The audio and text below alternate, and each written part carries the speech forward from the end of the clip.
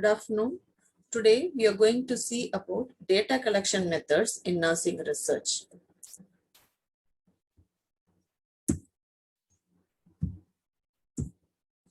The objectives are: describe the concept of validity, explain different types of validity, describe the concept of reliability, explain factors affecting the reliability of a research instrument, illustrate methods of determining the reliability of an instrument, describe validity and reliability in qualitative research. Definition: validity: the accuracy of the measure in reflecting the concept it is supposed to measure is called as validity. Reliability: stability and consistency of the measuring instrument is called as the stability of the instrument. A measure can be reliable without being valid, but it cannot be valid without being reliable. So you can see the differences here. So a measure can be reliable without being valid. It cannot be reliable without being valid, but it cannot be valid without being reliable. The concept of validity is the research investigator providing answers to the research questions for which it was undertaken. If so, it is providing these answers using appropriate methods and procedures. So this is the concept of validity. Is the research investigation providing answers to the research questions for which it is undertaken, whether it is doing the purpose for which it has been done. So that is the concept of validity. Concept of validity. Are we measuring what we think we are measuring? That we have to keep in mind. Whether we are measuring what we wanted to measure. Then validity is the ability of an instrument to measure what it is designed to measure. What it is designed to measure. So what are the key questions when you are going to talk about validity? Who decides whether an instrument is measuring what it is supposed to measure? Who is deciding that? So that we have to find out.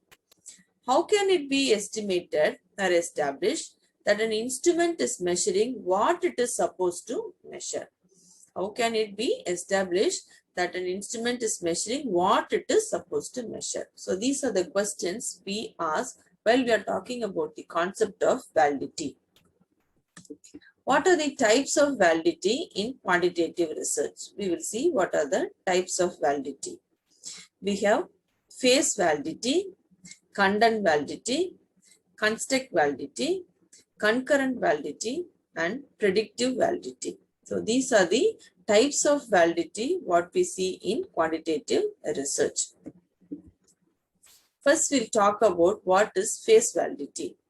Just on its face, the instrument appears to be a good measure of the concept. That is intuitive, arrived at through introspection or the inspection. Example, concept of pain. So when you talk about concept of pain, not only we can verbally, you can ask the patient whether they are having pain or not. But seeing the face itself, we can find out whether they are having pain or not. Here the measure, verbal rating scale, rate your plane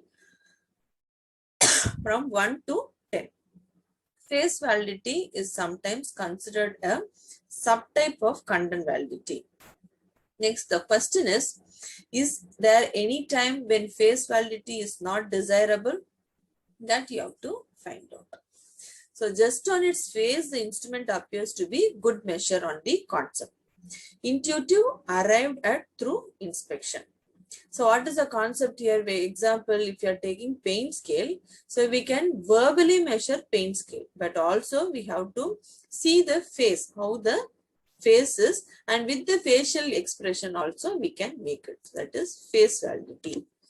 So next is content validity. Content of the measure is justified by another evidence. Example, the literature. Entire range of universe of the construct is measured, usually evaluated and scored by experts in the content area. So what we do, when we prepare a content, what we do, we go and give that to experts for their suggestions. Okay. So the content validity index is 0.80 or more is desirable. Okay. Next is the construct validity. Construct validity refers to a concept of characteristic that cannot be directly observed but can be measured by observing other indicators that are associated with it. Constructs can be characteristics of individuals such as intelligence, obesity, job satisfaction, or depression. They can also be broader concepts applied to organizations or social groups, such as gender equality, corporate social responsibility, or freedom of speech. Okay, these are the construct validity, what we are going to know about. A construct refers to a concept of characteristics that cannot be directly observed. You cannot observe it directly, but you can measure it. How we can measure it? We can measure it through the indicators. Example, as such, you can see intelligence can be measured. So we have the IQ test. Then obesity can be measured. We can make the weight and we have the gradings for that. Job satisfaction level can be measured. Depression level can be measured. Okay. So there are measures where we can go for the validity. So construct validity is about ensuring that the method of measurement matches the construct you want to measure. If you develop a questionnaire to diagnose depression, you need to know, does the questionnaire really measure the construct of depression? Or is it actually measuring the respondent's mood, self-esteem, or some other construct? So, construct validity is about measuring that the method of measurement matches the construct you want to measure. If you develop a questionnaire to diagnose depression, you need to know, does the questionnaire is really measuring the construct of depression? Or it is actually measuring the respondent's mood, self-esteem, or some other construct. Ways of arriving at construct validity. Hypothesis testing method, convergent and divergent, multi-trait, multi-method matrix, contrasted groups approach, factor analysis approach. So in this, usually what we do use is hypothesis testing method is used so that we can arrive at construct validity. Convergent and divergent method. Measured constructs should correlate more highly with measures of similar construct than measures of different constructs. Example, optimism and self-efficacy should correlate highly. It is a convergent validity. Self-efficacy and anger should correlate weakly. So it becomes a divergent validity. So here you can see what is the difference between convergent and a divergent method here. So in convergent validity, what it will happen, optimism and self-efficacy should correlate highly because it is a good symptom. No, it should converge the validity. It is a convergent validity. Self-efficacy and anger. Anger is not good. So what it has to do, it should correlate weakly. It should not correlate highly. So it becomes a divergent validity. Next one is multi-trait, multi-method matrix. The multi-trait, multi-method matrix is an approach of examining construct validity developed by Campbell and Fisk. It organizes convergent and discriminant validity evidence for comparison of how a measure relates to other measures. So you can see how it is relating to the other method. Multi-traits are used in this approach to examine similar or dissimilar traits. So that is a construct as to establish convergent traits and discriminate validity between traits. So similarly, multiple methods are used in this approach to examine the differential effects or lack. Therefore, it is caused by method-specific variance. So you can see the difference here between the first one and the second one. So there it is convergent and divergent. Here it is multi-trait. So multi-trait in the sense there are many things are whisking here.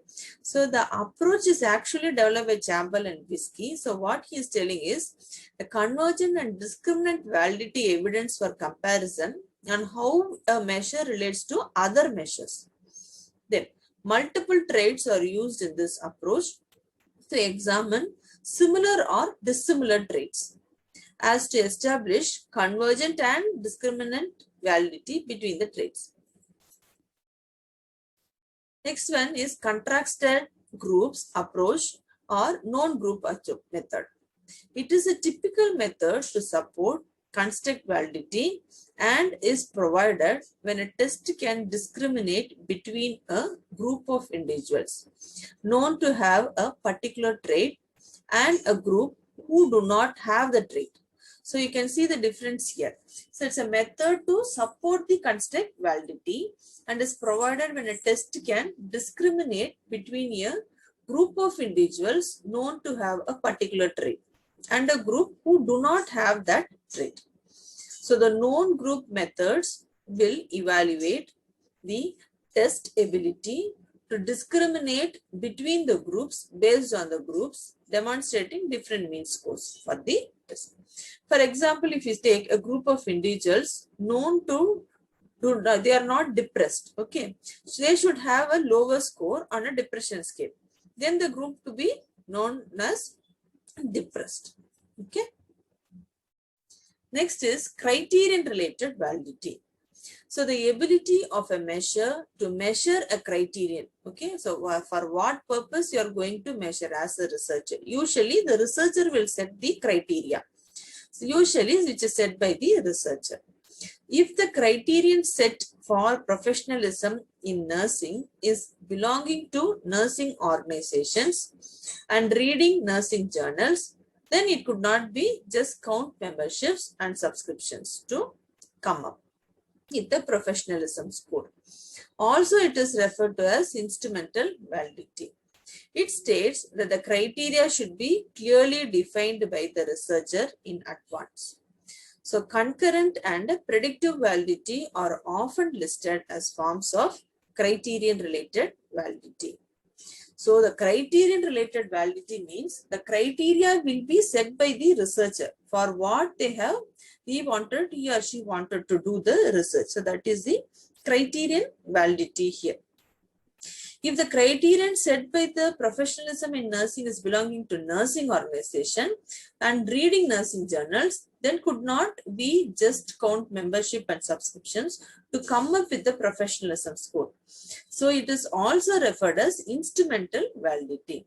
It states that the criteria should be clearly defined by the researcher in advance. So just like, so only if they have more membership, just because they are having more membership, we cannot say that they are reading all the journals. So that is the concept here.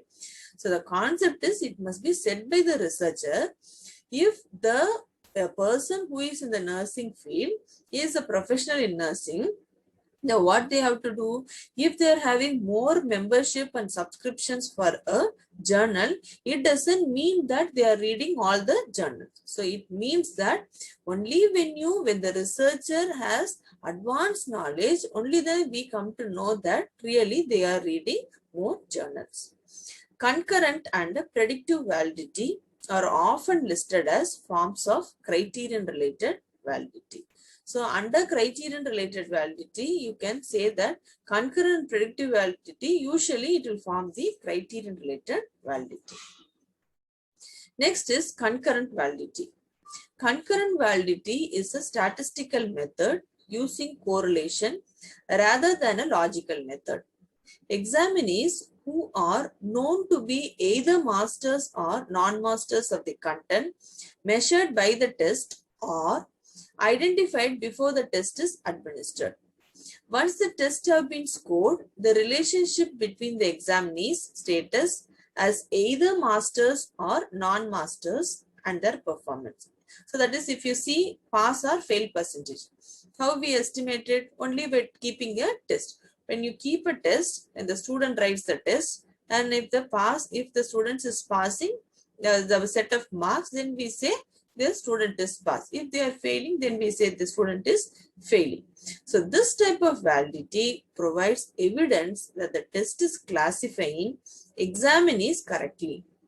So only they have set some standards of marks. Only if they have passed that mark, then we say that they are actually really passed.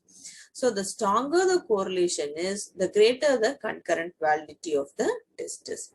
So therefore, what we say in concurrent validity, it is a statistical method of using the correlation rather than the logical method.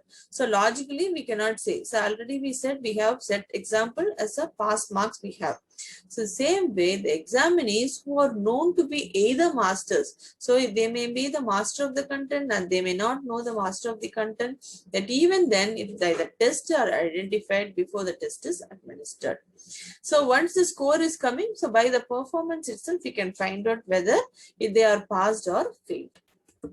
Next is predictive validity. The ability of one measure to predict another future measure of the same concept. So this is another statistical approach to validity that estimates the performance and the relationship of the test scores to an examinee's future performance as a master or non-master. Predictive validity considers the question, how well does the test predict the examinee's future status as masters or non-masters? For this type of validity, the correlation that is computed is based on the test results and the examinee's later performance. So this type of validity is especially useful for test purposes such as selection or admission purposes. Okay, so this is the predictive validity. The ability of one measure to predict another future measure of the same concept. The concept is the same, but you can predict in the another way. So this is another statistical approach of validity that estimates the relationship of test scores to an examinee's future performance as a master or non-master. So predictive validity always considers the question, how well does the test predict examinee's future status as master?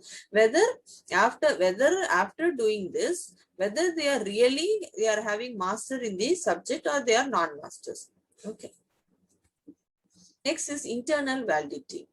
Internal validity is the extent to which a study establishes a trustworthy cause and effect relationship between a treatment and an outcome. Between a treatment and an outcome, cause and the effect. It is the internal validity. It also reflects that a given study makes it possible to eliminate alternative explanations for a finding. Internal validity depends largely on the procedures of a study and how rigorously it is performed.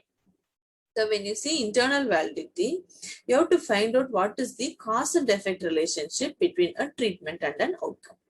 It also reflects that a given study makes it possible to eliminate alternative explanations for a finding. Next is external validity. External validity refers to how well the outcome of a study can be expected to apply to other settings. In other words, this type of validity refers to how generalizable the findings are. Rigorous research methods can ensure internal validity, but external validity, on the other hand, may be limited by these methods. So internal validity and external validity, what is the basic difference is you have to do a rigorous research method to ensure internal validity, but whereas in external validity, it is not the case. It can be limited by these methods. What is the concept of reliability? Reliability is if a research tool is consistent and stable, hence it is predictable and it is accurate. The greater the degree of consistency and stability in a research instrument, the greater is the reliability. So reliability of the instrument is depending upon the degree of consistency and stability you can find out. A scale or test is reliable to the extent that repeat measurements made by it under constant conditions will give the same result. So anytime you do the result, anytime you do the test, it should give the same result. Reliability is the degree of accuracy or precision in the measurements made by a research instrument. Lower the degree of error is the instrument, the higher is the reliability. So error must be less so that the reliability is more. What are the factors which are affecting reliability? The factors which are affecting are wording of questions, physical setting, respondents or interviewer mode, regression effect, nature of interaction. So reliability is homogeneity, equivalence and stability of a measure over time and subjects. The instrument yields the same results over repeated measures and subjects. Expressed as a correlation coefficient, degree of agreement between times and subjects, that is 0 to +1. Reliability coefficient expresses the relationship between error variance, true variance and the observed score. The higher the reliability coefficient, the lower the error variance. So when the coefficient R value is more, then the error is less. Hence, the higher the coefficient, the more the reliable the tool is. That is 0.70 or higher is acceptable. The tool is acceptable. Stability. The same results are obtained over repeated administration of the instrument. So you can do that by test, retest, reliability, parallel, equivalent or alternate forms of this. So reliability and stability can be actually done by test, retest, reliability method. Test, retest, reliability.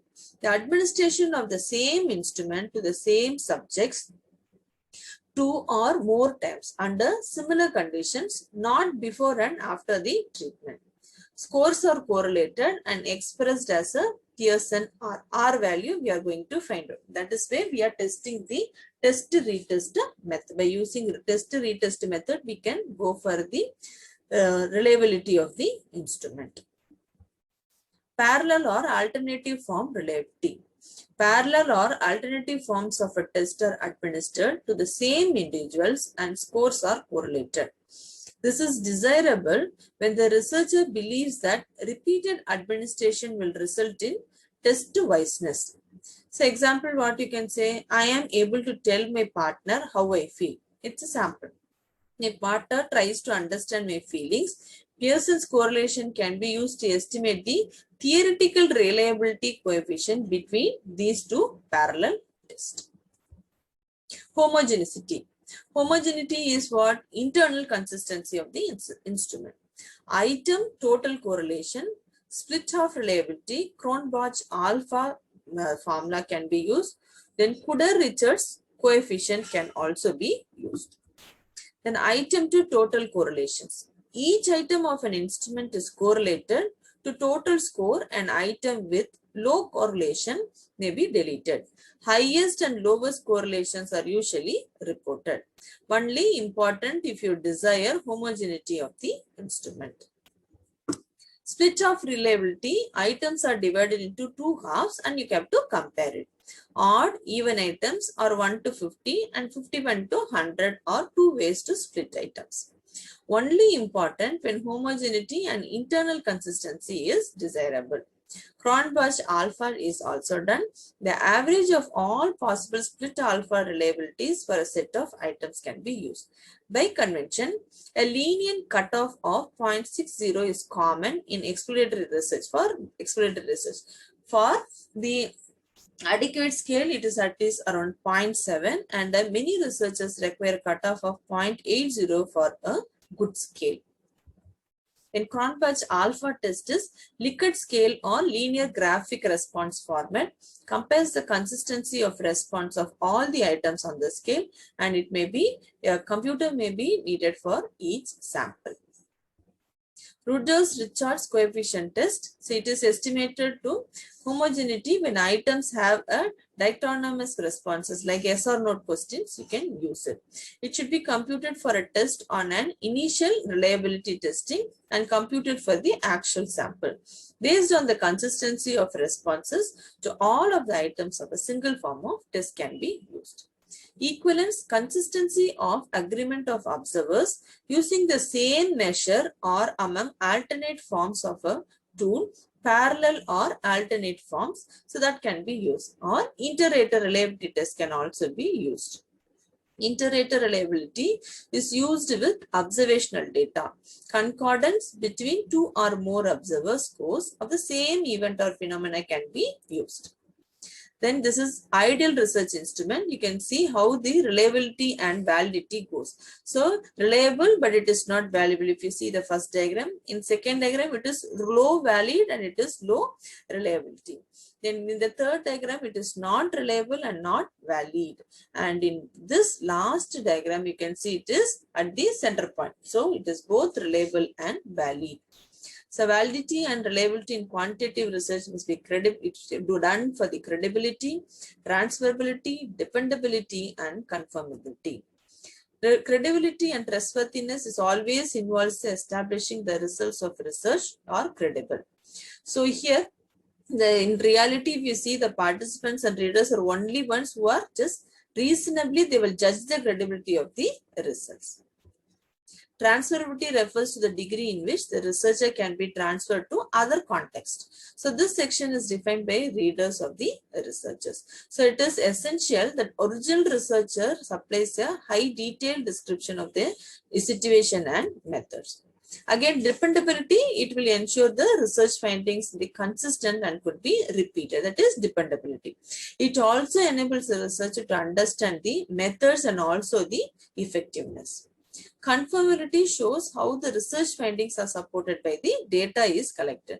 So when you want to enhance the conformability of the initial conclusion, what you have to do, you can go for an audit trial and it can be completed throughout the study. So to summarize what all we have seen about the what is validity and reliability, what all are needed for a credibility of the instrument we have seen. So to summarize, when creating a question to quantify a goal or when deciding on a data instrument to secure the results so that the question, two concepts are universally agreed upon by researchers to be of big importance. These two concepts are called validity and reliability, and they refer to the quality and accuracy of the data instrument. Hope you have understood about the